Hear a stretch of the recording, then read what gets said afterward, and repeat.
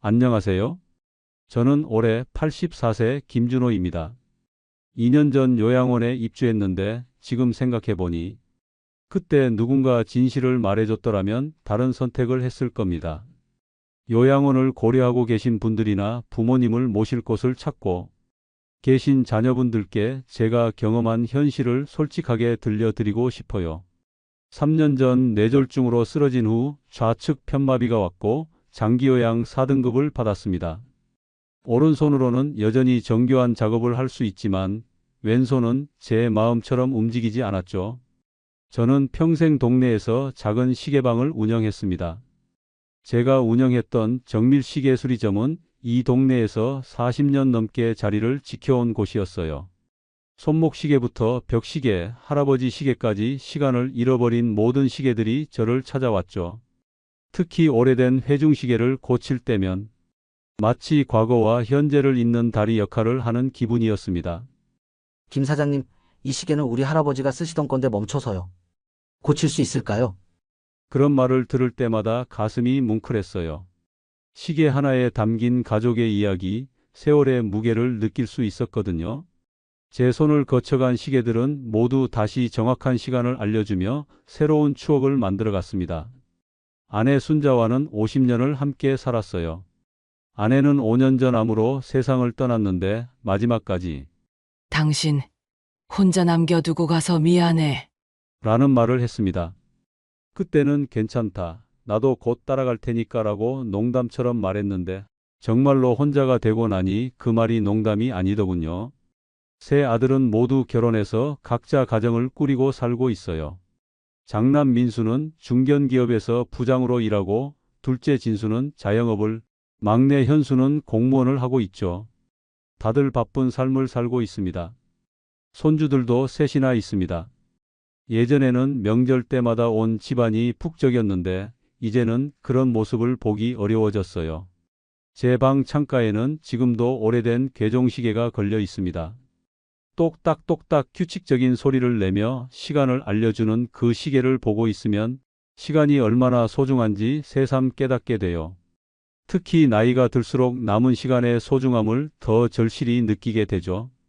아내가 살아있을 때는 매일 아침 6시면 일어나서 함께 차를 마시며 하루 계획을 세웠어요. 오늘은 누구네 시계 고쳐야 하고 오후에는 현우 학교에서 온다던데. 이런 식으로 말이죠. 작은 일상이지만 그 안에 삶의 의미가 있었습니다. 혼자 살게 된 후에도 나름대로 루틴을 만들려고 노력했어요. 아침에 일어나서 라디오 뉴스를 들으며 간단한 아침을 먹고 오전에는 시계 수리 일을 하고 오후에는 동네 산책을 나가거나 이웃들과 차 한잔하는 시간을 가졌습니다. 하지만 뇌졸중 이후 모든 게 달라졌어요. 왼손이 제대로 움직이지 않으니까 정밀한 시계 수리 작업이 예전만큼 수월하지 않더군요. 특히 작은 부품을 다룰 때는 돋보기를 써도 손이 떨려서 애를 먹곤 했습니다. 그래도 포기하지 않고 재활치료를 받으며 최대한 예전 생활을 유지하려고 했어요. 물리치료사 선생님이 할아버지 꾸준히 하시면 분명 좋아질 거예요 라고 격려해 주실 때마다 힘이 났거든요. 동네 사람들도 여전히 간단한 시계 수리를 부탁해 왔어요. 비록 예전만큼 빠르지는 않지만 1시간씩 걸려서라도 정성스럽게 고쳐드렸습니다. 그럴 때만큼은 제가 여전히 누군가에게 도움이 되는 사람이라는 기분이 들었어요. 하지만 가족들의 걱정은 점점 커져만 갔습니다.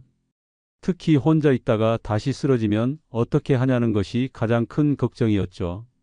실제로 한두 번 어지러워서 살짝 넘어진 적이 있었는데 그런 일이 있을 때마다 아들들의 전화가 핏발쳤습니다. 아버지, 정말 걱정돼요. 혼자 계시지 마시고 우리랑 같이 사시는 게 어떨까요? 하지만 저는 독립적인 삶을 포기하고 싶지 않았어요. 비록 몸은 불편해졌지만 아직 스스로 생활할 수 있는 능력은 있다고 생각했거든요. 그리고 무엇보다 제가 평생 지켜온 이 집, 이 공간에서 계속 살고 싶었습니다. 거실 한편에는 아내와 함께 찍은 사진들이 가득한 앨범이 있어요. 젊었을 때부터 최근까지의 모든 순간들이 담겨 있죠. 가끔 그 앨범을 뒤적이며 추억에 잠기곤 합니다. 순자야, 나 혼자 잘 지내고 있어. 걱정하지 마라고 중얼거리기도 하고요. 그런 평범하지만 소중한 일상들이 서서히 균열을 보이기 시작한 건 제가 요양원 입주를 결정하게 된 그 겨울부터였습니다. 저는 평생 꼼꼼하고 정확한 사람이었습니다. 어릴 때부터 아버지께서 시계처럼 정확하게 살아라 라고 가르치셨고 그 말씀을 평생의 신조로 삼고 살아왔거든요. 결혼 후에도 아내 순자와 함께 작은 시계방을 운영하며 세 아들을 훌륭하게 키워냈어요. 순자는 가게 앞에서 손님들을 맞이하고 저는 뒤쪽 작업대에서 시계들을 수리했습니다. 그렇게 팀워크를 맞춰가며 40년 넘게 가게를 운영했죠. 70대까지도 혼자서 정교한 시계 수리를 해냈고 손자들이 놀러오면 시계의 원리를 가르쳐주는 것도 마다하지 않았습니다. 특히 손자 현우는 어릴 때부터 제 작업하는 모습을 신기하게 지켜봤어요. 작업대 옆에 작은 의자를 놓고 앉아서 할아버지, 그 작은 부품은 뭐예요? 이 시계는 몇 살이에요? 하면서 끝없이 질문을 쏟아냈죠. 그런 질문들에 하나하나 대답해주는 시간이 정말 행복했어요. 아이의 호기심 어린 눈빛을 보고 있으면 제가 하는 일의 가치를 새삼 느끼게 되었거든요. 할아버지가 고치는 시계들은 모두 다시 건강해져서 집으로 돌아가는 거야. 마치 병원 같은 곳이지. 그런 제가 뇌졸중으로 쓰러진 건 정말 청천벽력 같은 일이었어요. 그날도 평소처럼 작업대에서 오래된 회중시계를 고치고 있었습니다. 1950년대 제작된 것으로 보이는 금도금 회중시계였는데 주인이 할아버지 유품이라며 꼭 고쳐달라고 부탁한 것이었죠. 시계를 분해해서 내부를 살펴보던 중이었어요. 태엽이 끊어져 있고 몇 개의 톱 바퀴가 달아서 교체가 필요한 상태였습니다. 평소보다 더 집중해서 작업하고 있었는데 갑자기 머리가 어지럽더군요. 처음에는 단순히 피곤해서 그런가 보다 했어요. 요즘 잠을 잘 못 자서 좀 피곤했거든요. 하지만 어지러움이 점점 심해지면서 시야가 흐려지기 시작했습니다. 이상하네. 왜 이러지? 일어서려고 했는데 다리에 힘이 들어가지 않더군요. 그리고 그 다음 기억은 병원에서 깨어난 것이었습니다. 환자분, 깨어나셨군요. 뇌졸중으로 쓰러지셔서 응급실로 오셨어요. 의사 선생님의 설명을 들으니 현실이 실감났어요. 왼쪽 뇌의 혈관이 막혀서 생긴 뇌경색이라고 했습니다. 다행히 큰 후유증은 없지만 왼쪽 팔다리의 운동 기능이 떨어질 수 있다고 하더군요. 정말 그랬어요. 깨어났을 때 왼쪽 팔다리가 제 마음대로 움직이지 않았습니다. 오른손으로 왼손을 만져봐도 감각이 무졌고 걸으려고 해도 왼쪽 다리가 제대로 버텨주지 않았어요. 아버지, 병실로 달려온 세 아들의 얼굴에는 충격과 걱정이 가득했습니다. 특히 장남 민수는 눈시울이 빨갛게 되어 있었어요. 선생님, 우리 아버지는 괜찮으신 건가요? 완전히 회복될 수 있나요? 의사는 신중한 표정으로 설명했습니다. 연세를 고려하면 회복에는 시간이 걸릴 것 같습니다. 꾸준한 재활 치료가 필요하고 완전한 회복은 장담하기 어렵습니다. 그 말을 들으면서 제 인생이 완전히 바뀌었다는 걸 실감했어요. 더 이상 예전처럼 정교한 시계 수리를 할 수 없을지도 모른다는 생각에 막막했습니다. 입원한 지 2주 후부터 재활치료가 시작됐어요. 물리치료사 이 선생님은 젊고 밝은 분이었는데 할아버지 포기하시면 안 됩니다. 노력하시면 좋아지실 수 있어요. 라며 격려해 주셨습니다. 처음에는 왼손으로 공을 쥐는 것도 어려웠어요. 제가 평생 자유자재로 사용했던 손인데 마치 남의 손처럼 느껴졌습니다. 하지만 포기할 수는 없었어요. 다시 시계를 고치고 싶다는 일념으로 열심히 재활치료를 받았습니다. 한 달 후 퇴원할 때는 지팡이의 도움으로 걸을 수 있게 되었어요. 왼손도 완전하지는 않지만 간단한 동작은 할 수 있을 정도로 회복됐습니다. 그래도 예전만큼 정교한 작업은 어려워졌죠. 집으로 돌아와서 처음 며칠은 우울했습니다. 작업대에 앉아서 시계를 만져보려고 했는데 왼손이 제대로 움직이지 않으니까 답답했어요. 특히 작은 나사를 끼우거나 정밀한 조정을 할 때는 예전보다 10배는 오래 걸렸습니다. 하지만 포기할 수는 없었어요. 시계 수리는 제 인생 그 자체였으니까요. 비록 느리더라도 한 개씩 차근차근 고쳐 나가기 시작했습니다. 그런데 문제는 가족들의 반응이었어요. 아버지, 이제 무리하지 마세요. 충분히 일하셨잖아요. 시계 수리는 위험해요. 작은 부품들 떨어뜨리면 다칠 수도 있고. 아들들과 며느리들은 제가 계속 일하는 것을 못마땅해 했어요. 안전을 걱정하는 마음은 이해하지만 저에게는 일을 하는 것 자체가 살아가는 이유였거든요. 처음 몇 달은 가족들이 번갈아 가며 와서 돌봐줬어요. 장남 민수는 주 2, 3회씩, 둘째 진수도 주말마다 왔고 막내 현수도 가끔씩 들러서 안부를 확인했습니다. 며느리들도 돌아가면서 반찬을 해다 주고 청소도 도와줬어요. 아버지, 오늘 몸은 어떠세요? 약은 잘 챙겨 드시고 계시죠? 할아버지 물리치료는 꾸준히 받고 계세요? 처음에는 이런 관심이 고마웠어요. 하지만 시간이 지나면서 점점 가족들의 표정이 어두워지는 게 보였습니다. 자격지심인지 모르겠지만 며느리들 눈치가 보이고 투덜거리는 것 같고 아들들도 지쳐가는 모습이었어요. 그런 상황이 6개월 정도 계속됐을 때 장남 민수가 조심스럽게 꺼낸 말이 요양원이었습니다. 아버지, 잠깐 말씀드릴 게 있어요. 장남 민수가 며느리 영희와 함께 찾아온 어느 일요일 오후였습니다. 평소와 달리 표정이 심각해서 무슨 일인가 했어요. 둘째 진수와 막내 현수까지 함께 와서 거실에 둘러앉더군요. 뭔 일이야? 이렇게 심각한 표정으로 다 모여서. 민수가 말을 꺼내기까지 한참이 걸렸어요. 계속 머뭇거리더니 결국 이렇게 말했습니다. 아버지, 혼자 계시면 너무 위험한 것 같아요. 만약 또 쓰러지시거나 응급 상황이 생기면 어떻게 해요? 발견하기까지 시간이 걸릴 텐데. 그래서 요양원을 알아봤어요. 아버지 안전을 위해서는 그게 최선인 것 같습니다. 둘째 진수도 거들었습니다. 요즘 요양원은 정말 좋아졌다고 해요. 시설도 깔끔하고 물리치료도 해주고 같은 또래 어르신들과 어울릴 수도 있고요. 재활에도 도움이 될 거예요. 막내 현수까지. 아버지 혼자 계시는 것보다는 전문적인 돌봄을 받으시는 게 낫지 않을까요? 하며 형들 의견에 동조했습니다. 저는 그 자리에서 단호하게 거절했어요. 안 돼. 난 아직 혼자서도 충분히 살 수 있어. 왜 요양원 같은 데 가야 해? 하지만 아들들의 설득은 계속됐습니다. 특히 며느리 영희가 현실적인 문제들을 하나씩 지적했어요.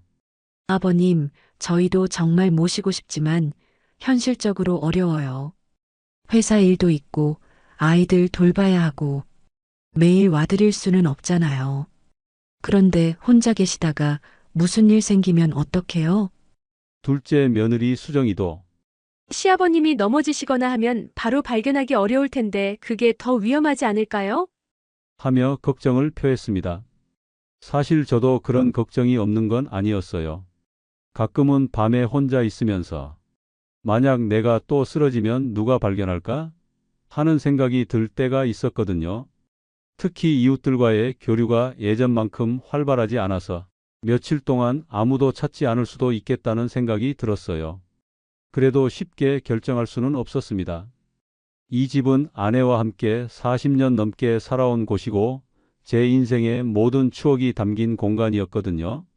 거실 한편의 작업대, 벽에 걸린 오래된 시계들, 아내와 함께 찍은 사진들, 이 모든 것들을 두고 떠난다는 게 쉽지 않았어요. 조금만 더 생각해 보게 해줘. 이건 쉽게 결정할 문제가 아니야. 하지만 아들들은 계속해서 설득했습니다. 특히 제가 자식들에게 계속 부담을 주고 있다는 것을 강조했어요. 아버지, 저희도 매일 걱정돼요. 회사에 있어도 아버지 생각하면 집중이 안 돼요. 혹시 전화했는데 안 받으시면 무슨 일 생긴 건 아닌가 싶어서 달려가야 하고요. 민수의 말에 다른 아들들도 고개를 끄덕였어요. 정말로 그들이 저 때문에 스트레스를 받고 있다는 게 느껴졌습니다. 며느리들의 불만 섞인 표정을 볼 때마다 마음이 아팠어요. 그렇게 고민하며 며칠을 보냈는데 결정적인 사건이 하나 있었어요. 어느 날 새벽에 화장실에 가려다가 어지러워서 넘어질 뻔한 일이 있었거든요. 다행히 벽을 붙잡고 넘어지지는 않았지만 그때 정말 무서웠어요. 만약 정말 넘어져서 일어날 수 없었다면? 그 일 후로 아들들의 설득이 더 설득력 있게 들렸어요. 그리고 무엇보다 가족들에게 계속 부담을 주고 싶지 않았습니다. 그래, 한번 가봐야지. 결국 그렇게 결정하게 되었어요. 요양원을 견학해보고 괜찮으면 입주하기로 했습니다. 첫 번째로 간 곳은 해피요양원이라는 곳이었어요. 민수가 인터넷으로 알아본 곳 중에서 평점이 좋고 시설이 깔끔한 곳이었습니다. 정문을 들어서자마자 깔끔하게 정리된 정원이 눈에 들어왔어요. 꽃들이 예쁘게 피어 있고 벤치에는 어르신들이 앉아서 담소를 나누고 계셨습니다. 첫인상은 나쁘지 않았어요. 원장 선생님이 직접 나와서 안내해 주셨습니다. 50대 초반 정도로 보이는 여성분이었는데 매우 친절하고 전문적으로 보였어요. 어르신 안녕하세요. 저희 해피요양원에 오신 걸 환영합니다. 편안하게 둘러보세요. 시설을 둘러보니 정말 깔끔했어요. 복도는 넓고 미끄럽지 않게 처리되어 있었고 곳곳에 손잡이가 설치되어 있어서 거동이 불편한 분들도 안전하게 이동할 수 있게 되어 있었습니다. 개인실도 보여주셨는데 생각보다 넓고 깔끔했어요. 침대, 옷장, 작은 책상, 그리고 개인 화장실까지 갖춰져 있었습니다. 창밖으로는 정원이 보여서 답답하지 않았어요. 어르신 여기서 편안하게 지내시면 됩니다. 식사는 하루 3번 영양사가 짠 식단으로 제공되고 간식도 오후에 나갑니다. 빨래나 청소는 저희가 다 해드리고요. 물리치료는 어떻게 되나요? 일주일에 3번씩 전문 물리치료사가 와서 개인별 맞춤 치료를 해드립니다. 그리고 매일 오후에는 간단한 운동 프로그램도 있어요. 설명을 듣다 보니 정말 편할 것 같았어요. 모든 걸 다 해준다니까 저는 그냥 편하게 있기만 하면 되는 거였죠. 다른 입주자분들도 만나 뵈었는데 대부분 제 또래이거나 조금 더 연세가 많으신 분들이었어요. 모두들 평화롭게 지내시는 것 같았습니다. 여기 온 지 1년 됐는데 정말 편해요. 밥도 해주고 청소도 해주고 집에 있을 때보다 훨씬 편합니다. 82세 박순영 할머니가 해주신 말씀이었어요. 그런데 뭔가 아쉬운 표정도 함께 보이는 것 같았어요. 하지만 그때는 별로 신경 쓰지 않았습니다. 원장님은 마지막에 이렇게 말씀하셨어요. 어르신 여기서 편안하게 지내시면 됩니다. 모든 걸 저희가 다 도와드릴 테니까 걱정 마십시오. 가족분들도 안심하실 거예요. 그 말이 그때는 정말 위로가 되었어요. 모든 걸 도와준다니 편하겠구나 싶었거든요. 돌아오는 길에 민수가 물어봤습니다. 아버지 어떠세요? 괜찮은 것 같지 않나요? 응, 나쁘지 않은 것 같아. 시설도 깔끔하고 직원들도 친절하네. 그럼 입주 준비를 해볼까요? 방은 개인실로 하시는 게 좋을 것 같은데요. 입주 서류를 작성하면서도 잠깐만 지내보다가 적응 안 되면 나오면 되지라고 생각했어요. 하지만 그게 얼마나 순진한 생각이었는지는 나중에 알게 되었습니다. 입주 첫 주는 정말 괜찮았습니다. 직원분들이 친절하게 이것저것 도와주시고 같은 층 어르신들과 인사도 나누며 새로운 환경에 적응해 나가고 있었어요. 제 방은 4층 끝쪽에 있는 개인실이었는데 창밖으로 정원이 내려다 보여서 아침에 일어나면 기분이 나쁘지 않았습니다. 무엇보다 몸은 불편해도 머리는 멀쩡하니까 다른 분들과 대화도 잘 통했습니다. 특히 같은 층에 계시는 분들 중에 저와 비슷한 연배이면서 정신이 또렷하신 분들이 많아서 이야기하는 재미가 있었어요. 옆방에 계신 박진수 할아버지는 83세셨는데 저보다 6개월 먼저 들어오신 분이라 이것저것 알려주셨습니다. 여기 식사는 8시 정각에 나와요. 늦으면 식어서 맛없으니까 일찍 나오셔야 해요. 아, 그렇군요. 감사합니다. 처음엔 모든 게 서툴러서 힘들겠지만 적응하시면 괜찮을 거예요. 저도 처음 몇 주는 집 생각이 많이 났는데 이제는 익숙해졌어요. 박진수 할아버지의 말을 들으며 그래, 나도 곧 적응하겠지 하고 생각했어요. 식사도 나쁘지 않았어요. 맛없을까봐 걱정했는데 생각보다 괜찮았습니다. 집에서 혼자 대충 먹던 것보다는 훨씬 영양 균형도 맞고 양도 적당했어요. 어르신, 드시기 편하게 작게 썰어드릴까요? 직원분들이 세심하게 배려해 주시는 것도 고마웠어요. 왼손이 불편한 걸 알고 미리 음식을 먹기 편하게 준비해 주시거나 물리치료 시간을 알려주시거나 하는 것들이 처음엔 정말 감사했습니다. 물리치료도 집에서 받던 것보다 체계적이었어요. 전문 치료사 선생님이 와서 개인별로 맞춤 치료를 해주셨어요. 왼쪽 팔다리 기능 회복을 위한 운동들을 체계적으로 시켜주셔서 집에서 혼자 하던 것보다 효과가 있는 것 같았습니다. 할아버지 오른쪽보다 왼쪽이 많이 약하시네요. 이 운동을 매일 10번씩 해보세요. 조금씩 나아질 거예요. 가족들도 처음 한 달 동안은 정말 자주 왔어요. 장남 민수는 일주일에 2번씩, 둘째 진수도 주말마다 왔고 손자들까지 따라와서 할아버지 여기 어때요? 불편한 건 없어요? 하면서 걱정스러운 표정으로 물어봤습니다. 괜찮다, 괜찮아. 직원들도 친절하고 시설도 좋아서 잘 지내고 있어. 그때만 해도 정말 그렇게 생각했어요. 새로운 환경에 대한 신선함도 있었고 가족들이 자주 와서 안부를 묻는 것도 좋았거든요. 할아버지, 여기 음식은 맛있어요? 물리치료는 잘 받고 계시고요? 손자 현우가 물어볼 때는 정말 귀여웠어요. 응, 맛있어. 할아버지 여기서 건강하게 잘 지내고 있으니까 걱정하지 마. 그런데 두 번째 달부터 조금씩 달라지기 시작했습니다. 아주 미묘한 변화였지만 저는 그것을 느낄 수 있었어요. 먼저 방문 횟수가 줄어들기 시작했습니다. 장남 민수가 아버지, 요즘 회사에 프로젝트가 있어서 이번 주는 못 갈 것 같습니다. 전화로 안부 여쭐게요. 라고 하더니 그 다음부터는 전화 횟수도 줄어들었어요. 둘째 진수도 아버지 아이들 학원 데려다 주느라 바빠서 다음 주에 가겠습니다. 하면서 방문 간격이 길어졌습니다. 처음에는 바쁘니까 그럴 수 있지 하고 이해하려고 했어요. 실제로 직장인들이 얼마나 바쁜지 알고 있었거든요. 그런데 시간이 지날수록 그 간격이 점점 길어지더군요. 전화 통화도 달라졌어요. 처음에는 10분, 15분씩 이야기하며 안부를 자세히 물어봤는데 점점 아버지 건강하시죠? 불편한 거 없으시죠? 정도로 짧아졌습니다. 그리고 가장 서러웠던 건 추석 때였습니다. 평생 명절이면 새벽 4시부터 일어나서 전 부치고 나물 무치고 바쁘게 준비했던 제가 이제는 전화로 이런 말을 들어야 했어요. 아버지, 올해는 집에 계단이 많아서 휠체어로 올라오시기 힘들 것 같습니다. 요양원에서 편하게 보내세요. 특별 식사도 나온다고 하던데요?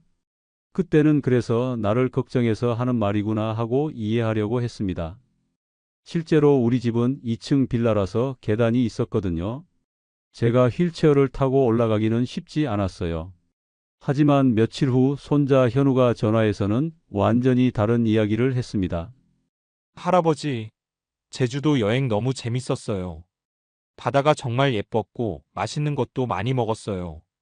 사진도 많이 찍었는데 나중에 보여드릴게요. 그 순간 머리가 하얘졌습니다. 계단 때문에 올라오기 힘들다며 요양원에서 보내라고 했으면서 정작 가족들은 가족끼리 제주도 여행을 다녀온 거예요.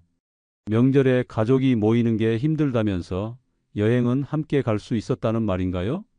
나중에 장남 민수가 황급히 전화해서 아버지, 그게 아니라 아이들 쉬는 기간이어서 어쩔 수 없이 라며 둘러대려 했지만 이미 상처는 깊어진 후였습니다. 그 말을 듣는 순간 가슴이 미어지는 것 같았어요. 몸만 불편할 뿐인데 마치 머리까지 안 되는 사람 취급받는 느낌이었습니다. 평생 가족을 위해 헌신했던 제가 이제는 불편한 존재가 되어서 가족 여행에서조차 제외되는 기분이었어요. 그날 밤 잠이 오지 않아서 복도를 걸어 나갔습니다. 야간 조명만 켜진 복도는 을씨년스러웠어요. 간호사실에서 새어나오는 작은 불빛만이 유일한 위안이었습니다. 복도 끝 휴게실에 가보니 저처럼 잠 못 이루는 어르신이 또 계시더군요. 86세 최철순 할아버지였는데 창가에 앉아서 멍하니 밖을 보고 계셨어요. 잠 안 오세요? 안네. 예, 요즘 잠이 잘 안 와요. 형님도 그러세요? 네, 좀 그래요. 뭔가 마음이 답답해서. 그때 최철순 할아버지가 한숨을 푹 쉬며 말씀하시더군요. 저희 아들이 사업 망한 후로는 연락도 거의 없어요. 돈 있을 때만 찾아오더니 이제는 그것도 없으니까 안 와요. 처음에는 일주일에 한 번씩 오더니 한 달에 한 번, 이제는 명절에도 안 와요. 그 말을 듣고 나니 제가 혼자가 아니라는 걸 알았어요. 여기 계신 어르신들 대부분이 비슷한 상황이라는 걸 깨달았습니다. 그 후로 더욱 힘든 현실이 저를 기다리고 있었습니다. 두 번째로 깨달은 것은 제 시간이 더 이상 제 것이 아니라는 점이었어요. 집에서는 다리가 불편해도 나름대로 제 방식이 있었거든요. 매일 아침 6시에 일어나서 지팡이를 짚고 거실에 나가 창문을 열고 라디오에서 나오는 뉴스를 들으며 차를 우려 마시고 신문을 천천히 읽으면서 아침을 보냈어요. 특히 아침에 창문을 여는 순간이 좋았습니다. 바깥 공기가 들어오면서 오늘도 새로운 하루가 시작되는구나 하는 기분이 들었거든요.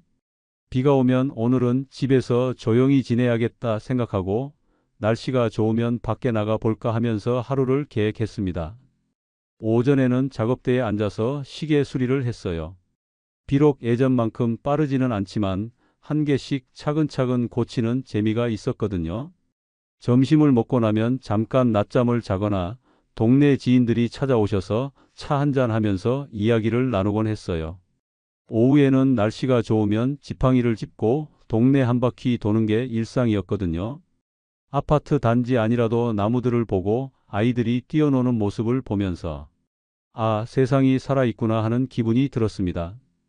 비록 몸은 불편해도 제가 하루의 주인이었어요. 언제 일어날지, 무엇을 먹을지, 어디에 갈지를 스스로 결정할 수 있었습니다. 그런데 요양원에서는 모든 게 정해진 시간표대로 움직여요. 오전 7시 기상, 8시 아침 식사, 10시 물리치료, 12시 점심 식사, 오후 2시 간식 시간, 4시 레크리에이션, 6시 저녁 식사, 9시 취침 준비. 마치 군대나 학교 같은 일정입니다.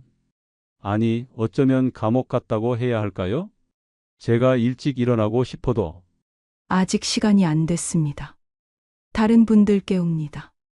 라고 하고 좀 더 자고 싶어도 일어나셔야 합니다. 아침 식사 시간입니다. 라고 강제로 깨워요. 잠깐만요. 저는 평생 6시에 일어나는 게 습관인데. 어르신. 규정이 그렇게 되어 있어서요. 양해 부탁드립니다. 지팡이를 짚고 있는 상태라 혼자서는 할 수 있는 게 제한적이니까 더욱 그들의 스케줄에 맞춰야 했습니다. 제가 원하는 시간에 원하는 일을 한다는 것이 거의 불가능했어요. 가장 답답했던 건 밖에 나가고 싶을 때였습니다. 집에서는 날씨 좋은 날이면 지팡이를 짚고 동네 한 바퀴 도는 게 일상이었거든요.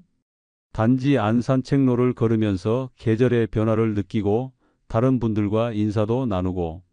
그런데 여기서는 온갖 절차와 제약이 따라요. 어르신, 외출하시려면 보호자 동의서가 필요해요. 보호자 동의서요? 그냥 아래층 정원 한 바퀴 돌고 오는 건데도요? 네.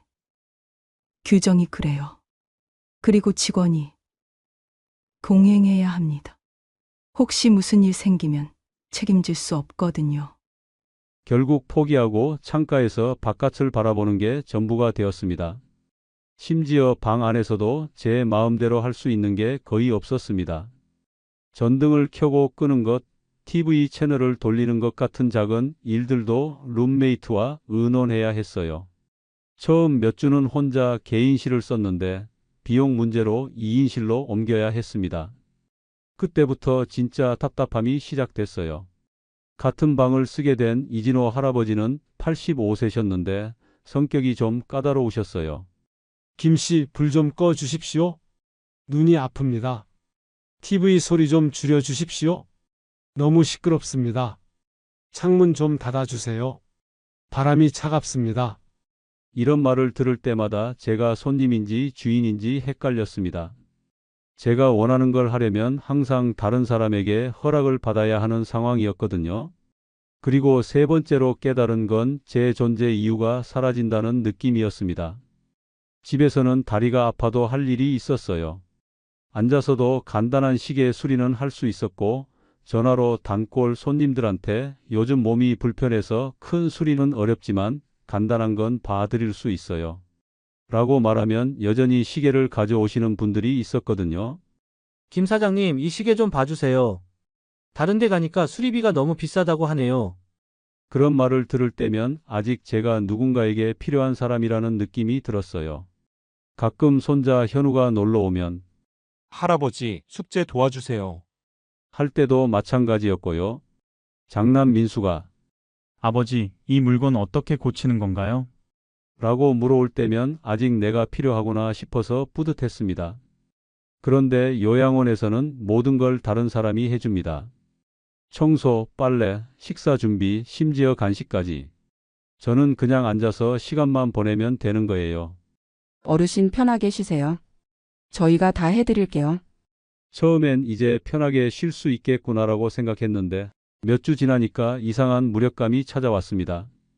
정신은 멀쩡한데 할 일이 없으니까 하루가 너무 길더군요. 아침에 눈 뜨면 오늘 뭘 하지? 생각이 드는데 딱히 할 게 없습니다. TV 보고 밥 먹고 또 TV 보고 간식 먹고 이런 식으로 하루가 지나가요. 같은 층에 계신 한수임 할머니는 평생 재단사로 일하셨다고 합니다. 밖에서는 손재주가 좋아서 지팡이를 짚고서도 간단한 수선 일을 해주곤 했다고 하시더군요. 동네 사람들이 할머니 이것 좀 고쳐주십시오 하면서 찾아오면 정말 기뻤어요. 바지 기장 줄이는 것, 지퍼 고치는 것 같은 간단한 일이지만 누군가에게 도움이 된다는 게 얼마나 좋던지. 그런데 여기 와서는 위험하다며 바늘이나 가위 같은 건 아예 만지지 못하게 한답니다. 제 손은 멀쩡한데 왜 못하게 하는지 모르겠어요.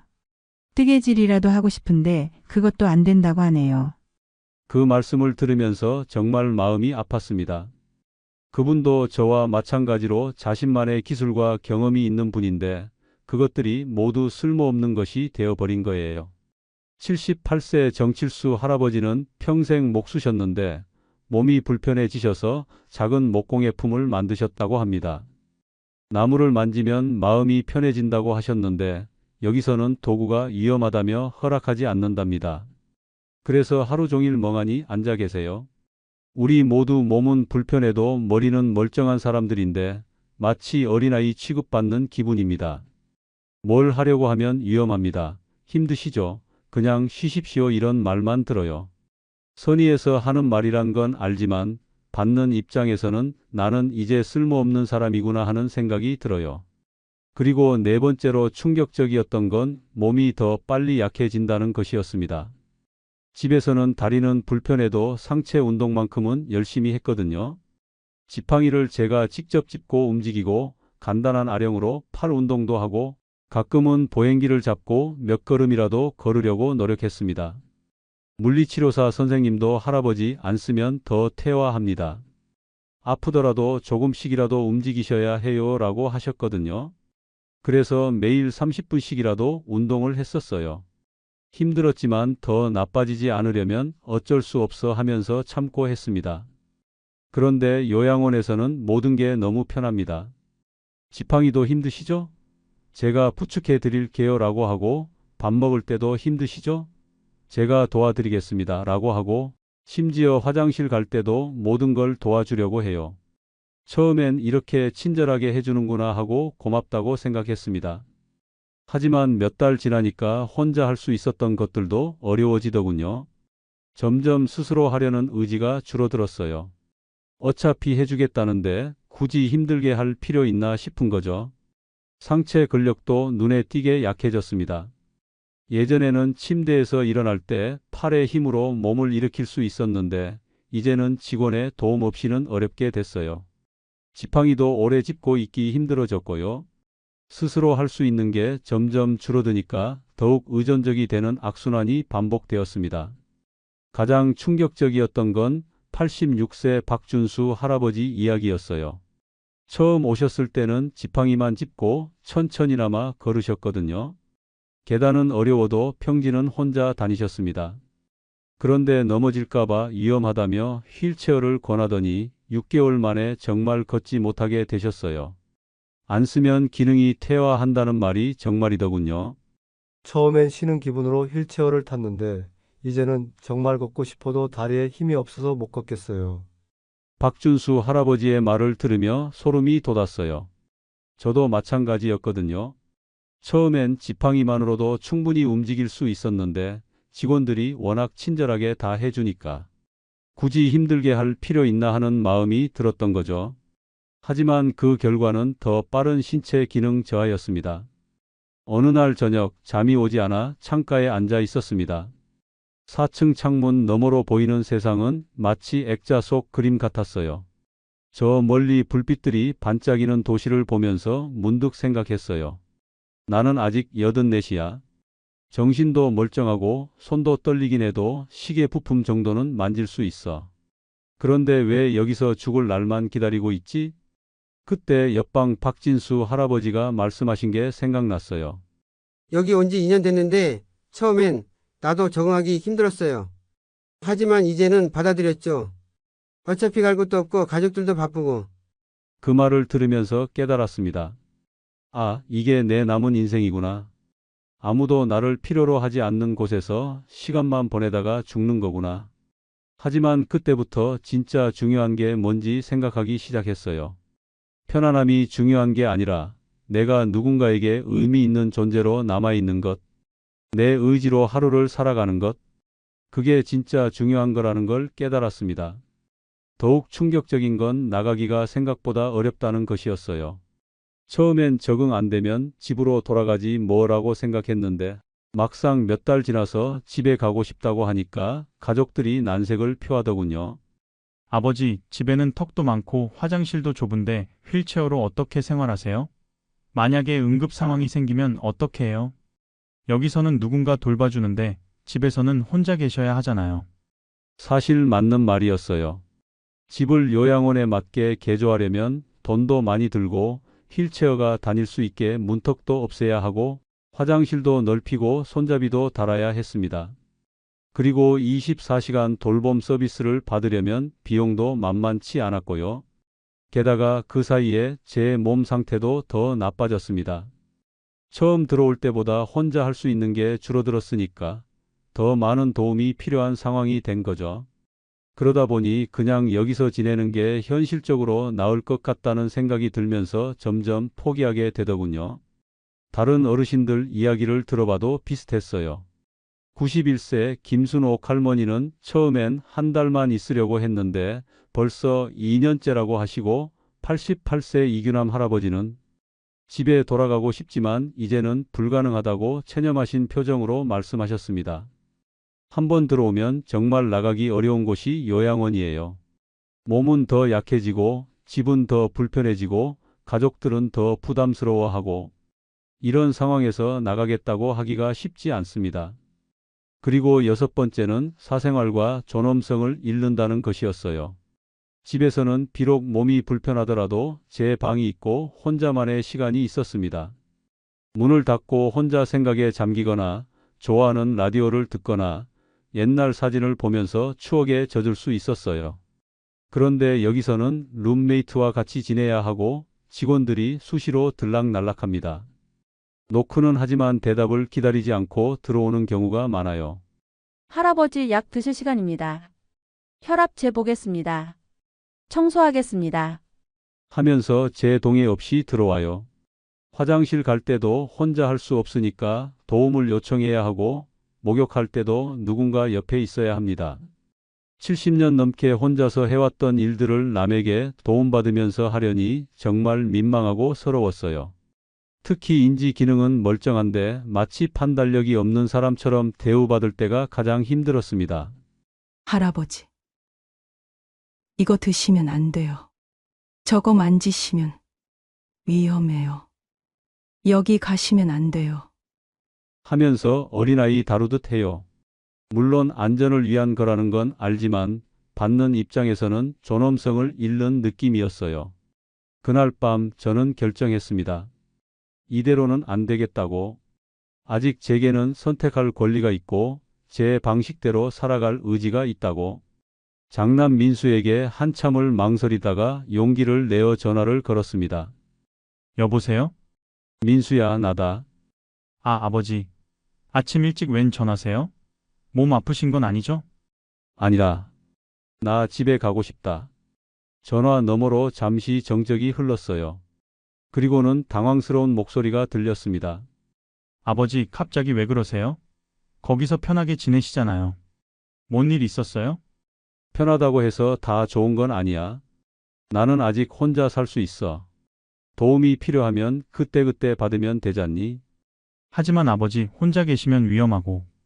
만약 또 쓰러지시면 어떡해요? 위험하면 어때?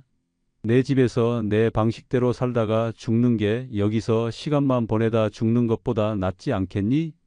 민수는 한동안 말이 없더니 이렇게 말했어요. 아버지, 좀 더 생각해 보시죠. 성급하게 결정할 일이 아니잖아요. 하지만 저는 이미 결심이 서 있었어요. 민수야, 나는 이제 84살이다. 남은 시간이 얼마나 될지 모르지만 그 시간만큼은 내 방식대로 살고 싶어. 여기서는 내가 아닌 것 같아. 그 후 며칠 동안 세 아들과 계속 대화를 나눴어요. 처음에는 모두들 반대했습니다. 둘째 진수는 아버지 요양원이 얼마나 안전한데요? 24시간 관리받을 수 있고 응급 상황에도 바로 대처할 수 있잖아요. 막내 현수는 혼자 계시다가 다시 쓰러지시면 어떡해요? 저희가 매일 확인하러 갈 수도 없고. 라며 걱정했어요. 며느리들은 더욱 직접적이었어요. 아버님, 솔직히 매일 확인하러 갈 수는 없어요. 저희도 일이 있고 아이들 돌봐야 하고. 그런데 혼자 계시다가 무슨 일 생기면 어떡해요? 하지만 저는 포기하지 않았어요. 며칠에 걸쳐 계속 설득했습니다. 너희들이 걱정된다면 방문 요양보호사를 쓰자. 응급 시스템도 설치하고. 하지만 제발 내 집에서 내 방식대로 살게 해줘라. 아버지, 방문 요양사 비용도 만만치 않아요. 그리고 밤에는 어떡하실 건데요? 밤에는 응급배를 목에 차고 있으면 돼.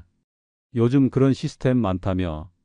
그리고 방문 요양보호사 비용이 요양원 비용보다 비싸겠니?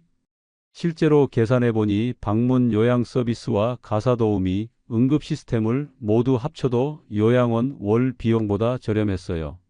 그리고 무엇보다 제가 원하는 시간에 원하는 방식으로 살 수 있었습니다. 며칠간의 설득 끝에 장남 민수가 먼저 마음을 열었어요. 아버지가 그렇게 원하신다면 한번 해보죠. 대신 조건이 있어요. 매일 안부 전화 받으시고 일주일에 2번은 저희가 확인하러 가고 몸에 이상 있으면 바로 연락하셔야 해요. 그럼 그렇게 하자. 둘째 진수도 결국 아버지 뜻이 그렇다면 어쩔 수 없죠. 하지만 정말 조심하셔야 해요. 라며 동의했고 막내 현수도 걱정되지만 아버지가 행복하시는 게 중요하죠. 라고 했어요. 요양원에서 나가는 절차는 생각보다 복잡했어요. 퇴소 사유서를 작성해야 하고 의료진과 상담도 받아야 했습니다. 어르신 정말 나가실 건가요? 여기서 안전하게 지내시는 게 좋을 텐데. 원장님도 만류했지만 제 의지는 확고했어요. 제가 여기서 8개월 지내보니까 알겠어요. 여기는 몸은 안전할지 몰라도 마음은 죽어가는 곳이에요. 저는 제 방식대로 살다가 죽고 싶습니다. 짐을 싸는 날 같은 층 어르신들이 아쉬워하셨어요. 정말 나가세요. 부럽네요. 저도 나가고 싶지만. 박진수 할아버지는 저도 용기가 있으면 좋겠는데라며 아쉬워했고 한수임 할머니는 잘 지내세요. 가끔 안부 전해주세요 라고 하셨어요. 그분들을 보면서 마음이 아팠어요. 모두들 나가고 싶어 하지만 현실적으로 어려운 상황들이 있으신 거죠. 집으로 돌아가는 날 택시에서 내려서 집 앞에 섰을 때의 기분을 뭐라고 표현해야 할까요? 8개월 만에 다시 보는 우리 집은 그대로였지만 제게는 전혀 다르게 보였어요. 문을 열고 들어서자마자 아내 냄새가 났어요. 8개월 동안 그리워했던 그 냄새. 집 특유의 그 따뜻한 말이에요. 거실 한편의 작업대에는 8개월 전에 수리하던 회중시계가 그대로 놓여 있었어요. 먼지가 쌓여 있었지만 여전히 제 자리를 지키고 있더군요. 이제 다시 시작이야. 그날 밤 오랜만에 제 침대에서 잠을 잤어요. 비록 혼자였지만 제가 원할 때 불을 끄고 켤 수 있고 제가 원하는 시간에 일어날 수 있다는 것만으로도 행복했습니다. 지금 저는 다시 제 집으로 돌아온 지 1년이 되었습니다. 요양원에 있었던 8개월이 결코 무의미한 시간은 아니었어요. 오히려 무엇이 진짜 중요한지 깨닫게 해준 소중한 경험이었죠. 매일 오전 10시에는 방문 요양사 이미영 씨가 와서 2시간 동안 청소와 식사 준비를 도와줍니다. 40대 중반의 경력 있는 분이신데 제 상황을 잘 이해해 주시고 필요한 것만 도와주세요. 할아버지, 오늘은 뭘 해드릴까요? 김치찌개 끓여주시고 방 청소 좀 부탁할게요. 나머지는 제가 할 수 있어요. 이미영 씨는 절대 제가 할 수 있는 일까지 대신하려 하지 않아요. 오히려 할아버지가 하실 수 있는 건 직접 하시는 게 좋아요라며 격려해 주시죠. 오후에는 혼자만의 시간을 가져요. 예전처럼 작업대에 앉아서 오래된 시계들을 만지작거리고 가끔은 간단한 수리도 해냅니다. 물론 예전만큼 빠르지는 않지만 한 개씩 차근차근 고쳐나가는 재미가 여전히 있어요. 김 사장님, 이 시계 좀 봐주세요. 아직도 가끔 동네 분들이 시계를 가져오세요. 복잡한 수리는 어렵지만 간단한 건 여전히 해드릴 수 있거든요. 그럴 때마다 제가 아직 누군가에게 도움이 되는 사람이라는 걸 느껴요. 목에는 응급배를 차고 다닙니다. 처음에는 거추장스러웠는데 이제는 익숙해졌어요. 밤에 혼자 있을 때도 이게 있으니까 안심이 됩니다. 실제로 한번 어지러워서 눌렀는데 5분 만에 응급팀이 왔더라고요. 다행히 큰일은 아니었지만 시스템이 잘 작동한다는 걸 확인할 수 있었어요. 가족들도 약속을 잘 지키고 있어요. 장남 민수는 일주일에 2번씩 와서 안부를 확인하고 필요한 것들을 챙겨주고 있어요. 처음에는 걱정이 많았는데 제가 잘 지내는 모습을 보니까 안심하는 것 같아요.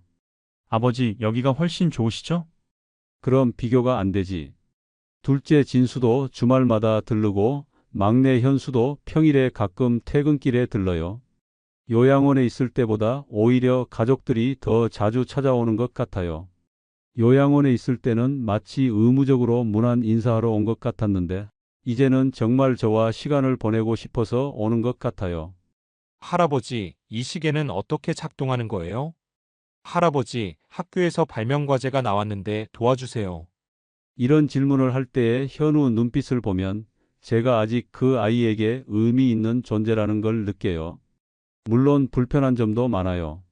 가끔은 밤에 혼자 있으면 무섭기도 하고 몸이 아플 때 즉시 도움을 받기 어려울 때도 있죠.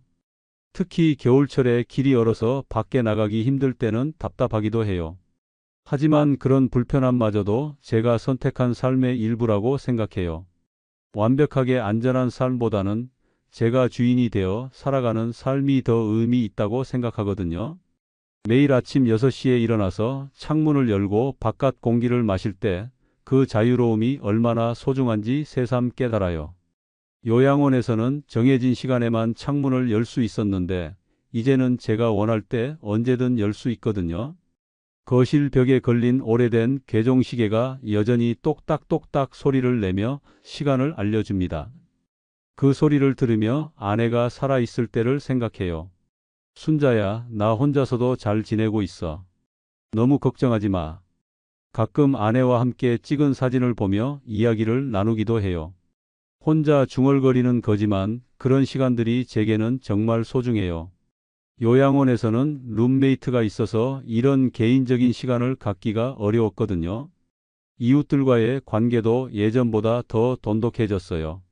제가 요양원에서 돌아왔다는 소식을 들은 동네 분들이 가끔 안부를 물으러 와주시거든요. 김 사장님, 잘 지내시죠? 뭔가 필요한 거 있으면 언제든 말씀하세요. 이런 따뜻한 관심이 얼마나 고마운지 몰라요. 요양원에서는 비슷한 처지의 어르신들과 어울렸지만 모두들 체념하고 포기한 상태였거든요. 하지만 여기 동네에서는 아직 각자의 삶을 살아가고 있는 사람들과 어울릴 수 있어요. 특히 아래층에 사시는 박민자 씨는 일주일에 한 번씩 반찬을 나눠주시고 맞은편 집 최수환 씨는 신문을 다 읽으시면 가져다 주세요. 작은 일이지만 이런 것들이 삶을 풍요롭게 만들어주죠. 요즘 제가 가장 즐거워하는 시간은 저녁 무렵입니다. 날씨가 좋으면 지팡이를 짚고 아파트 단지 안을 천천히 걸어요. 요양원에서는 외출 허가를 받아야 했지만 이제는 제가 원할 때 언제든 나갈 수 있거든요. 산책하면서 만나는 사람들과 나누는 짧은 인사, 정원에서 피어나는 꽃들의 향기, 아이들이 뛰어노는 소리. 이 모든 것들이 제게는 생명력을 주는 요소들이에요. 할아버지 안녕하세요. 지나가다가 인사해주는 아이들을 보면 마음이 따뜻해져요. 요양원에서는 주로 제 또래나 더 연세 많은 분들만 계셨는데 여기서는 다양한 연령대의 사람들을 만날 수 있어서 세상이 더 생생하게 느껴져요. 제가 요양원에서의 경험을 통해 깨달은 것이 있어요. 나이가 들수록 정말 중요한 건 편안함이 아니라 존재감이라는 것입니다. 요양원에서는 모든 것이 편리했어요. 밥도 해주고, 청소도 해주고, 빨래도 해주고. 하지만 그 편리함의 대가는 제 존재 이유를 잃는 것이었어요. 아무도 저를 필요로 하지 않는 곳에서는 아무리 몸이 편해도 마음이 죽어갔거든요. 지금은 비록 불편하지만 제가 선택하고 결정할 수 있는 일들이 있어요. 오늘 뭘 먹을지, 언제 잠들지, 누구를 만날지. 이런 작은 선택들이 쌓여서 제 삶이 되는 거죠. 물론 앞으로의 계획도 세워놨어요. 몸이 더 불편해지면 방문 요양 서비스를 늘리거나 아예 가사 도우미를 상시로 둘 수도 있어요. 응급 상황에 대비해서 응급벨 시스템도 더 보완할 예정이고요. 가장 중요한 건 가족들과의 약속을 지키는 것이에요. 매일 안부 전화를 받고 정기적으로 건강검진도 받고 몸에 이상이 있으면 바로 연락하기로 했거든요. 아버지가 무리하시면 안 돼요. 약속 어기시면 다시 요양원 보내드려요. 민수가 농담으로 하는 말이지만 저도 가족들을 걱정시키고 싶지는 않아요. 그래서 평소보다 더 건강관리에 신경 쓰고 있어요. 매일 아침 30분씩 실내에서 할 수 있는 간단한 운동을 하고 약도 빼먹지 않고 챙겨 먹고 정기적으로 물리치료도 받고 있어요. 제가 건강해야 가족들도 안심할 수 있고 제가 원하는 방식으로 계속 살아갈 수 있거든요. 요즘 새로운 취미도 생겼어요. 일기쓰기입니다. 매일 저녁 잠자리에 들기 전에 그날 있었던 일들을 간단하게 적어두죠. 별것 아닌 일상들이지만 나중에 읽어보면 의미 있는 하루하루였다는 걸 느낄 수 있어요. 오늘은 현우가 와서 시계 수리하는 걸 도와줬다. 아이가 정말 똑똑하다. 오후에는 이미영 씨와 함께 김치찌개를 끓였는데 맛있었다. 저녁에 민수가 전화해서 안부를 물어봤다. 이런 식으로 적는데 요양원에 있을 때는 쓸 게 없었어요. 매일 똑같은 일정만 반복됐으니까요. 가끔 요양원에 계신 분들 생각이 나요. 박진수 할아버지는 어떻게 지내고 계실까? 한수임 할머니는 여전히 바느질을 못하게 맡고 있을까? 안부가 궁금해서 전화를 드려볼까 생각도 해봤는데 제가 나온 걸 부러워하실까봐 연락하지 못하고 있어요. 요양원 자체가 나쁜 곳은 아니에요. 정말 전문적인 돌봄이 필요한 분들에게는 좋은 곳이죠. 치매가 심하시거나 혼자서는 전혀 생활할 수 없는 상태의 분들에게는 필요한 곳입니다. 하지만 저처럼 몸은 불편해도 정신은 멀쩡하고 어느 정도 스스로 할 수 있는 일이 있는 분들에게는 다른 선택지도 있다는 걸 말씀드리고 싶어요. 집 환경 개선, 방문 요양 서비스, 응급 시스템, 가사 도우미. 이런 것들을 잘 조합하면 집에서도 충분히 안전하고 편리하게 살 수 있어요. 비용도 요양원보다 저렴하고 무엇보다 자유로운 삶을 살 수 있거든요. 여러분도 언젠가는 이런 선택의 기로에 서게 될 거예요. 그때 기억하세요. 안전과 편의도 중요하지만 자신답게 살 수 있는 자유가 때로는 더 소중하다는 것을요. 나이가 든다고 해서 모든 걸 포기해야 하는 건 아니에요. 몸이 불편해진다고 해서 존재 이유를 잃어야 하는 것도 아니고요. 마지막 순간까지 자신이 원하는 방식으로 살 권리가 우리에게는 있습니다. 목에 차고 있는 응급벨을 만지작거리면서 생각해요. 언젠가는 이 벨을 눌러야 할 날이 올 거야. 하지만 그날까지는 내 방식대로 내가 의미 있다고 생각하는 일들을 하면서 살겠어.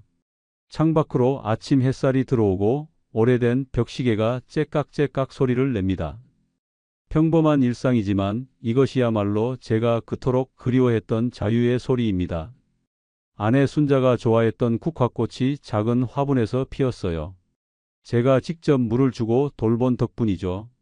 순자야, 봐. 내가 좋아했던 노란 국화가 피었어. 내가 잘 기르고 있지? 그런 대화를 나누며 하루를 시작할 수 있다는 것, 그것만으로도 저는 행복합니다. 84 김준호의 이야기를 들려드렸어요.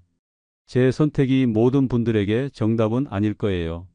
하지만 분명한 건 우리 각자의 삶은 우리 자신이 결정할 권리가 있다는 거죠. 여러분도 건강할 때 미리미리 준비하시고 가족들과 솔직한 대화를 나누세요. 그리고 무엇보다 지금 누리고 계신 자유와 일상이 얼마나 소중한지 잊지 마시기 바랍니다. 오늘도 여러분의 하루하루가 의미 있고 소중한 시간이 되시길 바라며 긴 이야기 끝까지 들어주셔서 정말 감사합니다. 구독과 좋아요는 큰 힘이 됩니다. 은행 창구 앞에 앉아 있는데 손이 떨렸습니다. 1억 원이라는 숫자가 서류 위에 적혀 있었어요. 65년을 살면서 한 번도 빌려본 적 없는 큰 돈이었죠. 하지만 민수가 결혼한다고 했을 때 저는 주저하지 않았습니다. 창구 직원이 말했어요. 어머님, 정말 신중하게 생각해 보세요. 1억 원이라는 큰 돈입니다. 연세를 생각하면 부담이 클 텐데요. 안녕하세요. 저는 65 김미자입니다. 아들이 결혼만 하면 행복할 줄만 알았죠. 그런데 아들의 결혼은 제가 생각했던 방향과 많이 다르게 흘러갔습니다. 지금부터 그 이야기를 해보려고 합니다. 떡볶이 장사로 벌어들이는 수입은 한 달에 많아야 150만 원 정도였어요. 집세며 생활비며 빼고 나면 남는 게 별로 없죠. 하지만 민수를 위해서라면 뭐든지 할 수 있을 것 같았습니다. 민수는 내 하나뿐인 아들이니까요. 남편을 일찍 여의고 혼자 키운 자식이었죠.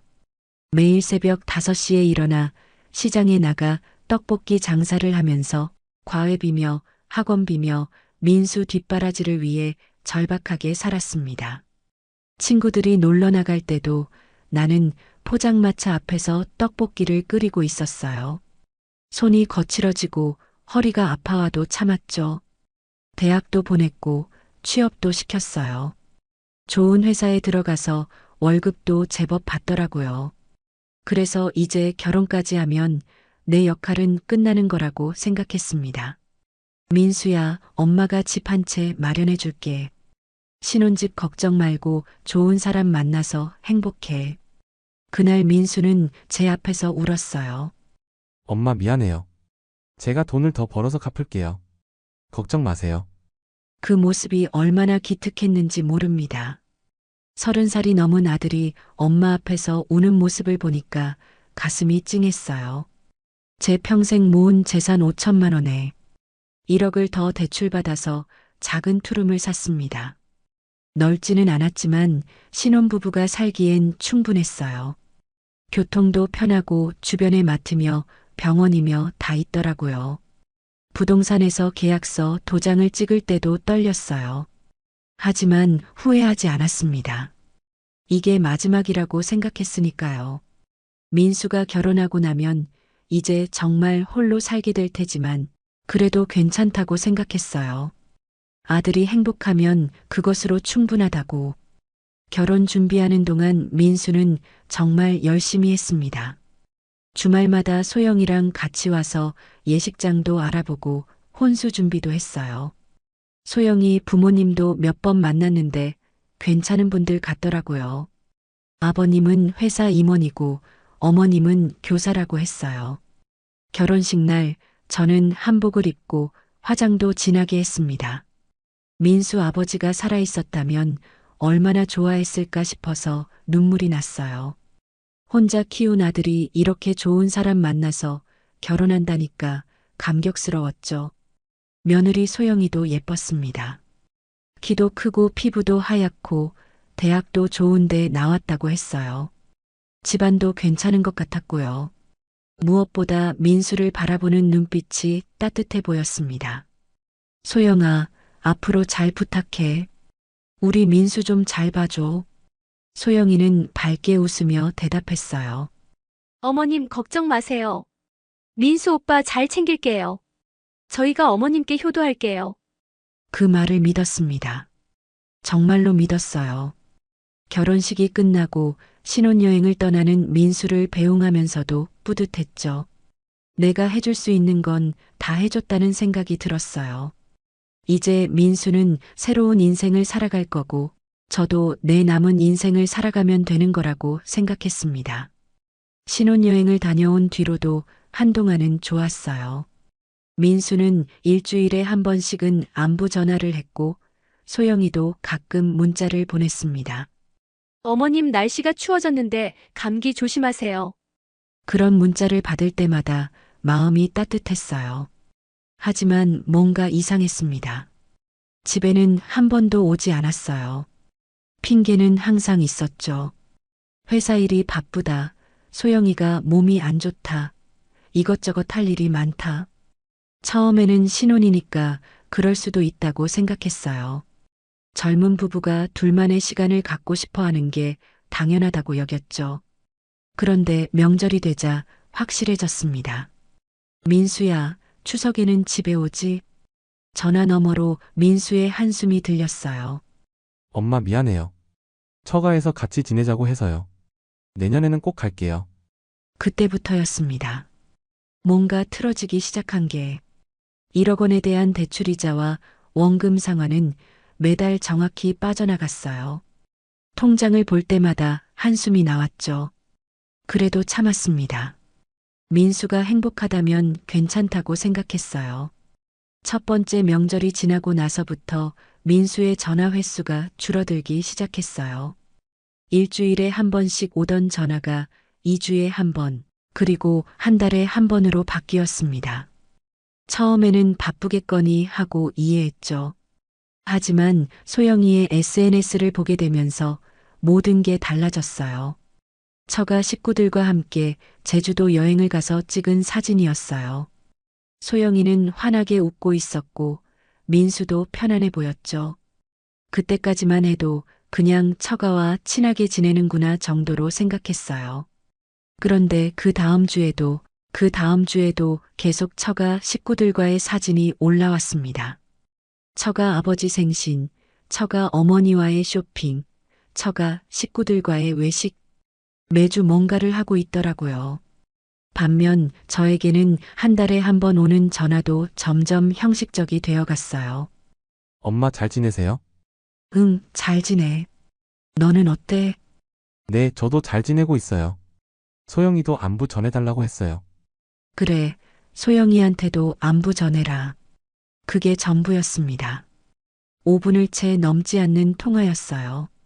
예전에는 30분씩 이야기했는데 말이죠. 회사 이야기도 하고 요즘 뭘 먹고 사는지, 건강은 어떤지 자세히 물어보곤 했는데 이제는 그런 게 없었어요. 어느 날은 용기를 내서 물어봤습니다. 민수야, 엄마 보러 언제 올 거야? 아, 그게요. 요즘 회사 일이 너무 바빠서요. 조금만 기다려주세요. 그런데 그 주말에 소영이 SNS에는 처가 식구들과 한강공원에서 찍은 사진이 올라와 있었어요. 회사 일이 바쁘다면서 한강에 놀러 갈 시간은 있나 보다 싶었죠. 마음이 상했지만 참았습니다. 이제 막 결혼한 신혼부부니까 처가와 더 가까이 지내고 싶을 수도 있다고 생각했어요. 시간이 지나면 나아질 거라고 믿었죠. 하지만 두 번째 명절도 같았습니다. 민수야, 이번 설날에는 집에 와야지? 엄마 죄송해요. 이번 설에는 처가에서 보내기로 해서요. 다음 추석에는 꼭 갈게요. 다음 추석이라니. 그때까지 얼마나 기다려야 하는 거죠? 그래도 참았어요. 한 번 더 참았습니다. 그런데 설날 당일에 소영이가 올린 사진을 보고는 정말 화가 났어요. 처가에서 온 가족이 모여서 찍은 사진이었는데 민수가 처가 아버지께 세배를 하고 있는 모습이었어요. 그 밑에 댓글로는 우리 사위가 최고예요. 민수가 정말 효자네요. 이런 글들이 달려 있었죠.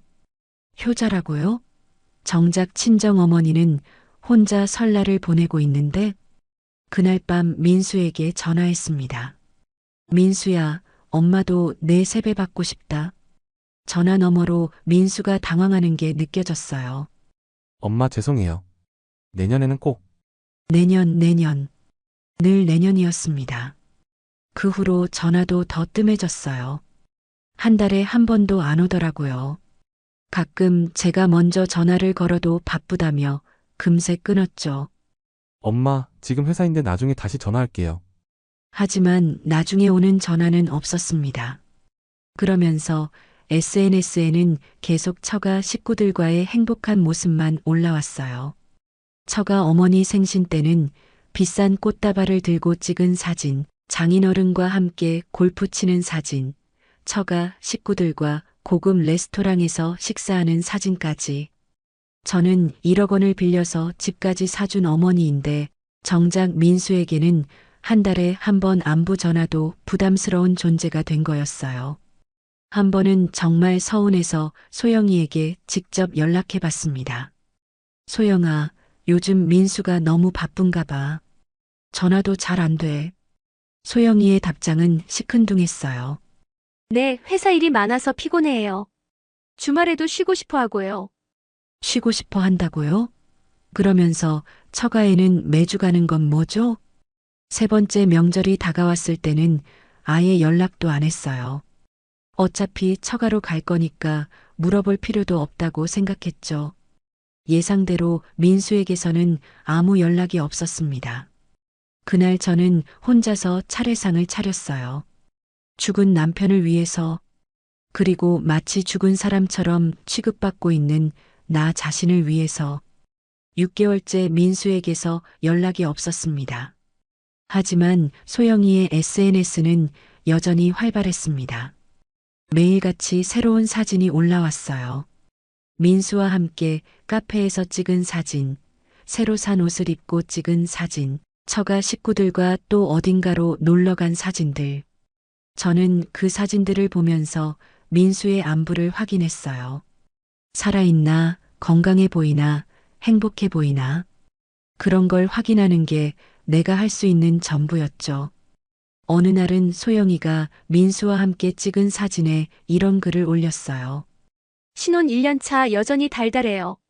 우리 신랑이 다정하게 잘해줘서 너무 행복해요. 그 글을 보고 있는데 눈물이 났습니다. 신혼 1년이라는 말이 가슴에 박혔어요. 벌써 1년이 지났구나. 그 1년 동안 민수는 나를 한 번도 보러 오지 않았구나. 1억 원 대출 상환은 계속되고 있었어요. 빠져나가는 돈을 보면서 한숨만 나왔죠. 떡볶이 장사는 예전만 못했습니다.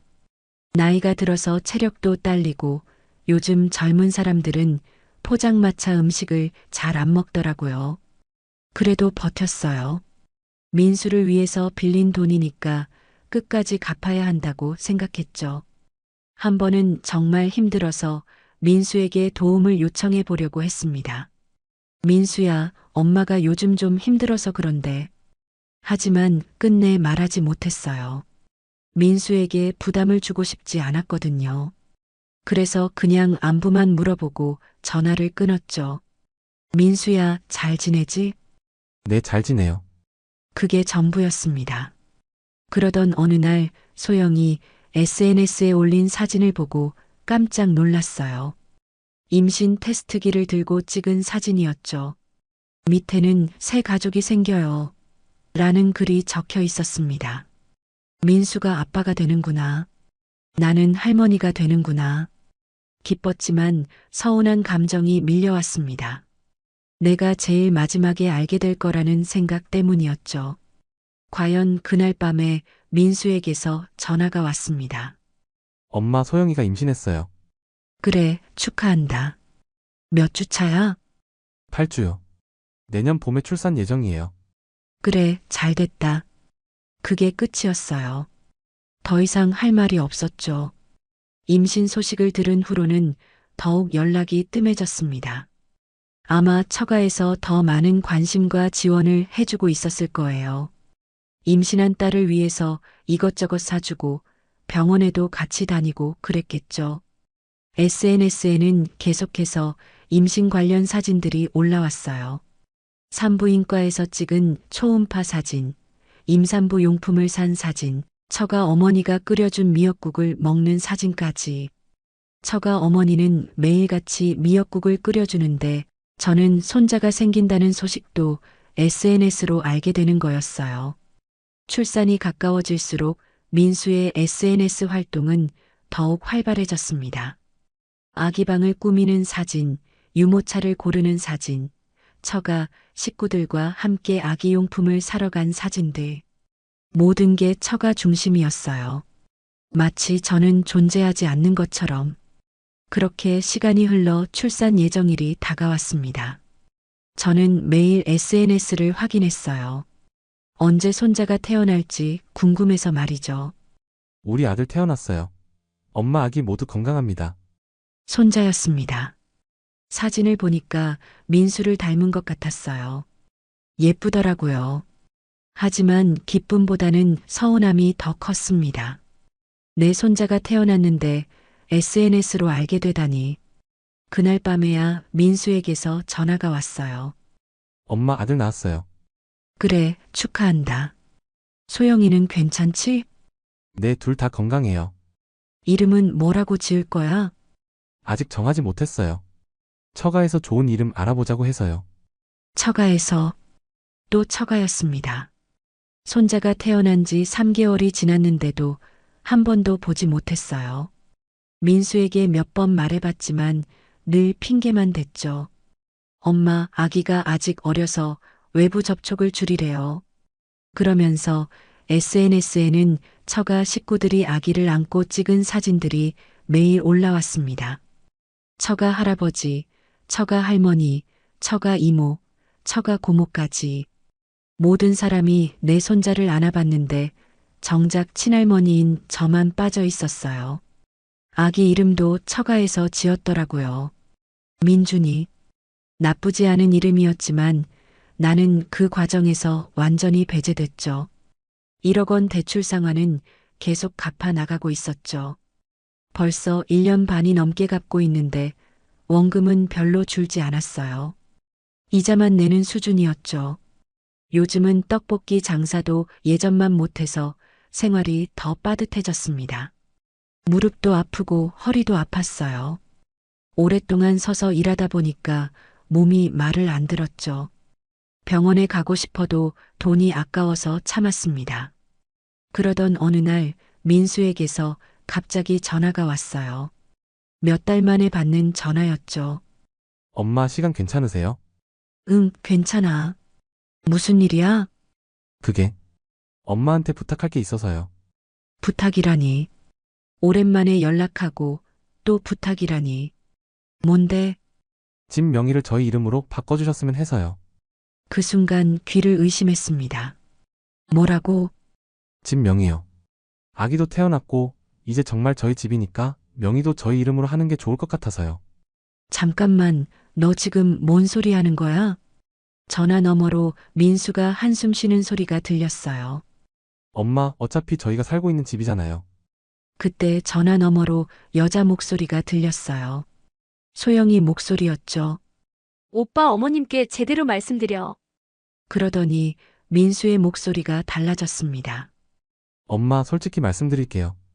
집값이 많이 올랐어요. 이제 3억 가까이 돼요. 그런데 명의가 엄마 이름으로 되어 있으니까 나중에 상속세 문제도 생기고 복잡해질 것 같아서요. 상속세라고? 내가 죽어야 상속이 되는 거 아니야? 그게 아니라 어쨌든 지금 명의를 바꾸는 게 여러모로 좋을 것 같아요. 전화를 끊고 나서 한참 동안 멍하니 앉아 있었습니다. 집값이 3억이 됐다고요? 내가 1억 원 대출해서 사준 집이 이제 3억이 됐다는 거죠. 그래서 명의를 바꾸자는 거구나. 며칠 후에 소영이에게서 문자가 왔어요. 어머님 민수 오빠가 말씀드린 건 생각해 보셨나요? 아기도 있고 해서 빨리 정리하고 싶어요. 빨리 정리하고 싶다고요? 1억 원 빌려서 집 사준 시어머니한테 할 말이 그거예요? 그날 밤 잠을 못 잃었습니다. 1년 반 동안 한 번도 보러 오지 않던 아들이 갑자기 연락한 이유가 집 명의를 바꿔달라는 거였어요. 손자 얼굴도 못 본 할머니에게 집을 넘기라고 하는 거였죠. 다음 날 민수에게 전화했어요. 민수야, 엄마가 묻고 싶은 게 있어. 네, 말씀하세요. 민수야, 엄마한테 솔직히 말해봐. 집을 팔 생각이지? 아니에요. 그런 게 아니라. 거짓말하지 마. 집값 올랐으니까 팔아서 돈 벌려는 거지? 민수는 대답하지 않았어요. 그 침묵이 답이었죠. 그때 깨달았습니다. 내 아들이 어떤 사람인지를요. 그날 밤 잠들기 전에 통장 잔액을 들여다봤습니다. 1년 반 동안 갚은 대출 이자와 원금을 계산해 보니까 1,500만 원 정도 나갔더라고요. 집값은 3억이 됐고 남은 대출금은 8,500만 원 정도. 차액이 생각보다 많았어요. 그래서 명의를 바꾸자는 거구나. 차익을 다 가져가려고. 다음 날 아침 민수에게서 또 전화가 왔어요. 엄마, 어제는 제가 말을 잘못했어요. 집을 팔 생각은 없어요. 진짜로 그냥 명의만 바꾸자는 거예요. 거짓말인 걸 알 수 있었어요. 목소리에 떨림이 있었거든요. 민수야, 엄마가 바보인 줄 아니? 집값이 얼마나 올랐는지 나도 알아. 그게 아니라. 그만해. 더 이상 거짓말하지 마. 전화를 끊고 나서 거울을 봤습니다. 거기에는 초라해진 내 모습이 있었어요. 1년 반 동안 대출금을 갚느라 고생한 흔적이 얼굴에 다 드러나 있었죠. 한 번도 보러 오지 않은 아들, SNS로만 확인하는 손자, 그리고 이제는 집까지 빼앗으려는 며느리까지. 그때 깨달았습니다. 내가 완전히 이용당하고 있다는 걸요. 인터넷으로 부동산 시세를 찾아봤어요. 정말 2억 가까이 올라 있더라고요. 1년 반 만에 집값이 2배가 된 거죠. 그동안 내가 매달 갚은 돈은 뭐가 되는 거지? 그 집에 대한 모든 권리는 내게 있었습니다. 등기부등본도 내 이름으로 되어 있고 대출도 제가 받은 거니까요. 하지만 민수는 마치 자기가 당연히 가져야 할 권리인 것처럼 말하고 있었어요. 소영이에게서 또 문자가 왔습니다. 어머님, 저희도 아이 키우느라 돈이 많이 들어요. 빨리 명예 정리해 주셨으면 좋겠어요. 정말 화가 났어요. 1억 원을 빌려서 집을 사줬는데 1년 반 동안 처갓집만 가고 오지도 않더니 이제는 그 집을 넘기라니. 그날 저녁 민수에게 전화했습니다. 민수야, 엄마가 한 가지만 묻겠어. 너는 정말 그 집이 내 거라고 생각하니? 당연히 저희 집이죠. 저희가 살고 있는데요. 그럼 그 집 살 때 내가 돈을 냈니? 침묵이 흘렀어요. 엄마가 가진 돈에 대출 1억 원 받아서 산 집이야. 그리고 지금도 엄마가 매달 그 대출 갚고 있어. 그런데 너는 한 푼도 안 냈으면서 내 집이라고 하니? 그게 나중에 갚으려고 했어요. 나중에? 언제가 나중이야? 지금까지 1년 반 동안 한 번도 갚지 않았으면서? 전화 너머로 소영이의 목소리가 들렸어요. 오빠 어머니한테 제대로 말해. 우리가 이 집에서 나갈 수는 없다고. 민수야, 엄마한테 솔직하게 말해봐. 처음에 집 사달라고 했을 때부터 이런 생각이었지? 아니에요. 그런 게 아니에요. 엄마는 너에게 모든 걸 줬는데 그동안 왜 엄마를 보러 오지 않았니? 그건 바빠서. 바쁘면서 처가에는 매주 갔지? 더 이상 할 말이 없어진 민수는 전화를 끊어버렸어요. 그날 밤 저는 결심했습니다. 이제 더 이상 당하고만 살지 않겠다고요. 60년을 넘게 살면서 늘 남을 위해 희생했어요. 남편을 위해, 아들을 위해. 하지만 그 결과가 이거라면 이제는 나를 위해 살아야겠다고 생각했죠. 다음 날 아침 민수에게 문자를 보냈어요. 그래, 집 명예 바꾸도록 하자. 내일 오후에 만나자. 부동산에서. 그날 밤 잠들지 못하고 서류함을 뒤졌어요. 집을 살 때 받은 모든 서류들을 다시 꺼내서 살펴봤죠. 계약서, 등기부등본, 대출 관련 서류들. 하지만 이번에는 서류를 보는 목적이 달랐어요. 복수를 위한 준비였거든요. 민수가 집 명의를 바꾸자고 처음 말했을 때부터 이미 계획을 세우고 있었어요. 1년 반 동안 나를 투명인간 취급하더니 집값이 오르니 갑자기 명의를 바꾸자고. 그래서 한 달 전부터 조용히 준비를 시작했습니다. 첫 번째로 한 일은 부동산 시세를 정확히 파악하는 거였어요. 정말 2억 가까이 올라 있더라고요. 두 번째로 한 일은 변호사 상담이었어요. 내 명의로 된 집을 내가 마음대로 처분할 수 있는지요. 변호사님이 말하더라고요.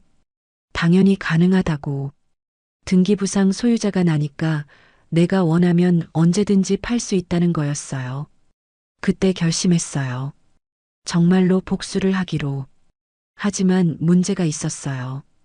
집을 팔려면 매수자가 와서 봐야 하는데 민수와 소영이가 살고 있으니까 몰래 할 수가 없는 거였죠.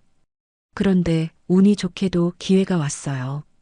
2주 전에 소영이 SNS에 올린 게시물을 보니까 처가 식구들과 유럽 여행을 간다는 내용이 있더라고요. 2주 동안 갈 예정이라고 했어요. 바로 그거였어요. 여행 가기 전주에 민수에게 전화했어요. 민수야, 너희 여행 언제 가니? 다음 주 화요일에 출발해요. 2주 동안 갈 거예요. 그래, 잘 다녀와라. 속으로는 이제야 기회가 왔구나 생각했죠. 민수와 소영이가 여행을 떠난 바로 그날, 나는 부동산에 갔어요. 사장님, 우리 집 팔고 싶은데요. 부동산 사장이 놀라면서 물었어요. 어머님, 아드님이 살고 계시는 집 아니세요? 아들은 지금 해외여행 갔어요. 2주 동안 없으니까 그 사이에 처리하고 싶어요. 그런데 아드님은 아세요? 내 집이니까 내가 처분하는 거예요. 시세보다 조금 낮게 2억 8천만 원에 내놨어요. 부동산 사장은 의아해했지만 내가 등기부상 소유자니까 할 말이 없었죠. 빨리 팔리게 하려고 시세보다 2천만 원이나 낮게 책정했어요. 그러면 매수자가 빨리 나타날 거라고 생각했거든요. 사흘 만에 매수자가 나타났어요. 신혼부부였는데 급하게 집을 구하고 있었다더라고요. 어머님 집 구경 좀 할 수 있을까요? 그럼요. 지금 아무도 없으니까 보기 좋을 거예요. 열쇠를 들고 그 부부와 함께 집에 갔어요. 민수와 소영이가 없으니까 집이 정말 조용했죠. 매수자 부부가 집을 둘러보더니 마음에 들어 했어요.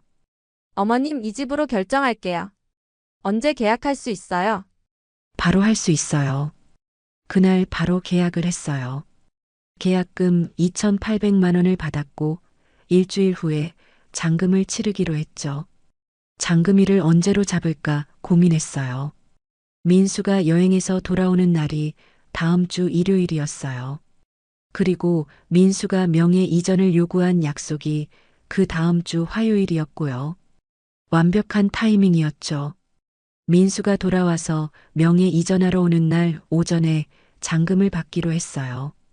그 일주일 동안 저는 다른 준비들을 했어요. 그리고 민수와 소영이의 모든 SNS 활동을 스크린샷으로 저장했어요. 그들이 나를 무시한 모든 기록들을 증거로 남겨뒀죠. 특히 지금 하고 있는 유럽 여행 사진들도 다 저장했어요. 처가 식구들과 함께 찍은 행복한 사진들, 비싼 호텔에서 찍은 사진들, 1억 원 빌려서 집 사준 저는 1년 반 동안 외면하면서 처가 식구들과는 유럽 여행까지 갔네요. 통화 녹음도 계속했어요. 민수가 거짓말하는 것들을 모두 녹음해뒀죠. 그리고 금융 기록도 정리했어요. 지난 1년 반 동안 내가 갚은 대출금이 얼마인지, 이자가 얼마인지요. 여행에서 돌아온 민수는 아무것도 모르고 있었어요. 자기가 없는 사이에 집이 팔렸다는 걸 꿈에도 모르고 있었죠. 소영이 SNS에는 여행 후기가 계속 올라왔어요. 꿈 같았던 2주간의 유럽 여행, 가족들과 함께해서 더 행복했던 시간 이런 글들이요. 그 글을 보면서 생각했어요. 유럽 여행비가 얼마나 들었을까요? 아마 한 사람당 500, 600만 원은 들었을 거예요.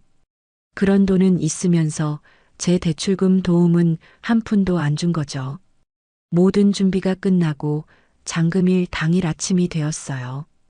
오전 10시에 잔금을 받고 오후 2시에 민수를 만나기로 했죠. 오전 10시에 부동산에서 잔금 거래를 마쳤어요.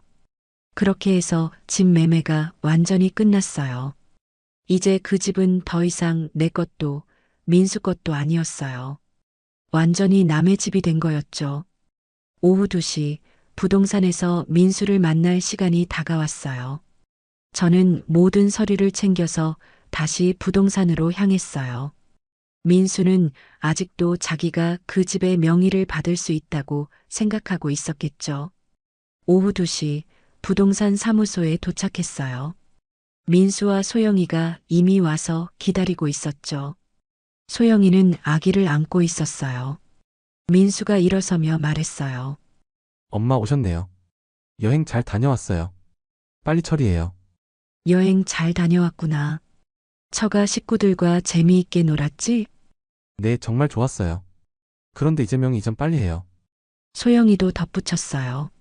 어머님, 저희 피곤해서 빨리 집에 가고 싶어요. 집에 가고 싶다고? 그래, 집에 가야지.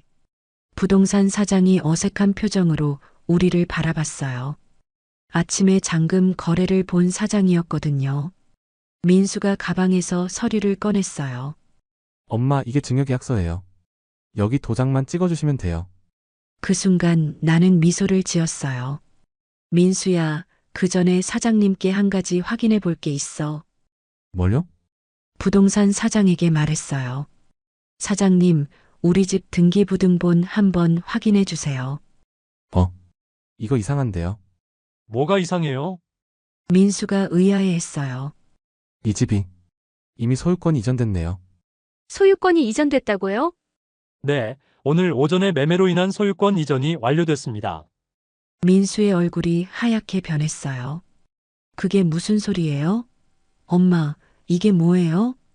저는 천천히 가방에서 서류를 꺼냈어요. 이게 뭔지 알겠지? 부동산 매매계약서야. 매매계약서를 보여주니까 민수가 멍하니 바라보더라고요. 언제 이런 걸 했어요? 너희가 유럽 여행 간 사이에. 소영이가 소리를 질렀어요. 저희가 여행 간 사이예요? 그럼 저희 몰래 한 거예요? 몰래라고? 내 집인데 내가 왜 너희 허락을 받아야 해? 민수가 떨리는 목소리로 물었어요. 그럼 저희가 살던 집이 팔린 거예요? 당연하지. 오늘 오전에 잔금까지 다 받았어. 매매계약서와 잔금 영수증을 보여줬어요. 이게 진짜예요? 진짜야. 2억 8천만 원에 팔았어. 소영이가 아기를 안고 주저앉았어요. 그럼 저희는 어떻게 되는 거예요? 집이 없어요. 집이 없다고? 그럼 처가에 가서 살면 되잖아. 그동안 처가가 더 좋다고 했잖아. 민수가 무릎을 꿇었어요. 엄마, 이건 너무해요. 저희 몰래 집을 팔다니. 너무하다고? 1년 반 동안 나를 완전히 무시하고 산 게 더 너무한 거 아니야? 그때 제가 준비한 증거들을 꺼냈어요. 이것 봐. 너희가 어떻게 살았는지 모든 기록이 여기 있어. USB를 컴퓨터에 연결했어요. 민수와 소영이의 SNS 활동이 화면에 나타났죠. 지난 1년 반 동안 처가 식구들과만 어울린 기록, 명절마다 처가에만 간 것, 그리고 최근 유럽 여행까지. 이게 뭐야? 유럽 여행이라니. 여행비는 얼마나 들었어? 소영이가 변명했어요. 처가에서 대주셨어요. 화면에는 그들이 유럽에서 찍은 행복한 사진들이 가득했어요. 1억 원 빌려서 집 사준 나는 1년 반 동안 외면하면서 처가 식구들과는 유럽까지 가는 거야? 민수가 고개를 숙였어요. 엄마, 죄송해요. 통장 내역서도 보여줬어요. 1년 반 동안 내가 갚은 대출금이 1,500만 원이야. 너희는 한 푼도 안 냈으면서. 소영이가 울면서 말했어요. 어머니, 저희가 잘못했어요. 용서해 주세요. 용서? 유럽 여행 갈 돈은 있으면서 내 생각은 한 번이라도 해봤니? 그때 부동산 사장이 조심스럽게 말했어요. 어머님, 그런데 새 주인이 언제 입주하실 예정인가요? 일주일 후에 입주하실 거예요. 일주일이요? 민수가 깜짝 놀랐어요. 엄마, 그럼 저희는 정말 일주일 후에 나가야 하는 거예요? 당연하지. 이제 남의 집인데 언제까지 있을 거야? 갈 곳이 없어요. 갈 곳이 없다고? 내가 그동안 그렇게 좋아하던 처갓집 있잖아. 이제 처가에서 살면 되잖아. 소영이가 당황해서 말했어요. 처가는 공간이 좁아서. 공간이 좁다고? 그럼 지금까지 왜 거기만 갔어? 그때 저는 마지막 카드를 꺼냈어요. 참고로 이 집 팔아서 나온 돈으로 뭘 했는지 알고 싶어? 뭘 하셨어요? 대출금 남은 거 다 갚았어. 그리고 남은 돈으로 뭘 할 건지 알아? 모르겠어요. 나도 여행 갈 거야. 평생 남을 위해서만 살았으니까 이제 내 인생도 좀 즐겨보려고. 민수가 바닥에 엎드려 빌었어요. 엄마, 제발 용서해 주세요. 앞으로 어머니한테 잘할게요. 용서? 너희가 유럽 여행 가서 놀고 있을 때 나는 혼자서 이 모든 걸 준비했어. 민수와 소영이가 바닥에 엎드려 빌고 있는 모습을 보니까 마음 한편이 아프기도 했어요. 하지만 이미 모든 일이 끝난 상황이었죠. 엄마, 정말 제발요. 어떻게든 해결해 주세요. 민수가 눈물범벅이 된 얼굴로 매달렸어요. 해결해달라고? 이미 매매 계약이 완료됐는데 어떻게 해결해? 그럼 새 주인한테 사정해서. 사정해서 뭐 어떻게 하겠다는 거야? 돈 주고 산 집인데 다시 팔라고? 소영이가 아기를 더 꽉 안으면서 떨리는 목소리로 말했어요. 어머니, 아기는 정말 죄가 없어요. 제발 생각해 보세요. 아기가 죄 없다고? 그럼 할머니인 나는 죄가 있었나? 그때 저는 가방에서 또 다른 서류를 꺼냈어요. 이게 뭔지 알아?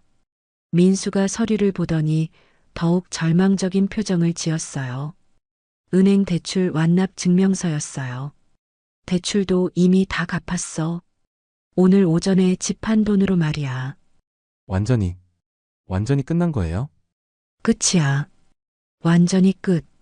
부동산 사장이 시계를 보면서 말했어요. 새 주인분들이 다음 주 중에 입주하신다고 하니까 늦어도 다음 주 화요일까지는 짐을 빼셔야 할 것 같은데요. 민수가 머리를 쥐어뜯었어요.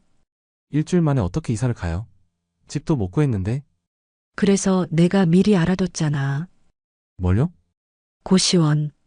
아기 있는 가족도 받아주는 곳이 있더라고. 고시원이요? 임시로 머물 곳이 필요하잖아. 한 달에 80만 원이면 돼. 종이에 적힌 고시원 주소를 내밀었어요. 소영이가 종이를 받아들고는 주저앉았어요. 정말 이렇게 되는 거예요? 그때 저는 민수에게 가장 하고 싶었던 말을 했어요. 민수야, 엄마가 왜 이렇게 했는지 정말 모르겠니? 민수가 고개를 들었어요. 눈이 빨갛게 부어 있었죠. 저희가 어머니를 소홀히 해서요. 소홀히 한 것도 있지만 가장 큰 이유는 따로 있어. 뭐예요? 너희는 나를 완전히 바보로 봤어. ATM 기계로 봤다고. 그게 아니에요. 아니야. 1억 원을 빌려서 집을 사줬는데 고마워하기는커녕 당연하다고 생각했잖아. 민수는 대답할 수 없었어요. 1년 반 동안 대출금을 혼자 갚고 있는데도 모른 척하고. 엄마, 정말 죄송해요. 유럽 여행 갈 돈 반만이라도 대출 상환하는데 도와줬으면 어땠을까? 민수가 고개를 더 숙였어요. 그때 내가 진짜 하고 싶었던 말을 했어요. 민수야, 나도 사람이야. 감정이 있는 사람이라고. 네? 1억 원이라는 돈이 얼마나 큰 돈인지 알아? 60살 넘은 나이에 그런 빚을 진다는 게 얼마나 무서운 일인지 알아? 민수가 더 큰 소리로 울기 시작했어요. 그런데 너희는 그 돈으로 산 집에서 편안히 살면서 처가하고만 어울렸어. 나는 완전히 잊어버리고 말이야. 어머니, 심지어 손자까지 태어났는데 할머니는 6개월 동안 얼굴도 못 봤어. 소영이도 울면서 말했어요. 저희가 정말 잘못 생각했어요. 잘못 생각한 게 아니야. 너희는 나를 사람으로도 안 봤어. 그때 저는 아팠던 기억을 떠올렸어요. 유럽 여행 가기 전에 한 번이라도 물어봤어야지. 엄마, 대출금 때문에 힘들지 않으세요? 도와드릴까요? 이런 말 한 번이라도 했어야지. 그런데 오히려 집값이 올랐으니까 명의나 바꾸라고? 민수가 바닥에 머리를 박으며 빌었어요. 엄마 정말 잘못했어요. 정말 잘못했다고요. 잘못했다는 걸 이제 아는구나. 늦었지만 제발 한 번만 더 기회를. 기회? 1년 반 동안 기회가 얼마나 많았는데. 그렇게 말하고 나서 저는 일어섰어요. 민수야, 마지막으로 한 가지만 기억해둬. 뭐요? 세상에 공짜는 없어. 부모라고 해서 무한정 줄 수 있는 게 아니야. 네? 그리고 가족이라는 이름으로 함부로 대해도 되는 게 아니라고. 부동산을 나오면서 마지막으로 말했어요. 민수와 소영이는 부동산 앞에서 계속 울고 있었어요. 집에 돌아와서 창밖을 보면서 생각했어요. 정말로 이렇게 하는 게 맞았을까? 하지만 후회는 없었어요. 일주일 후에 민수에게서 문자가 왔어요.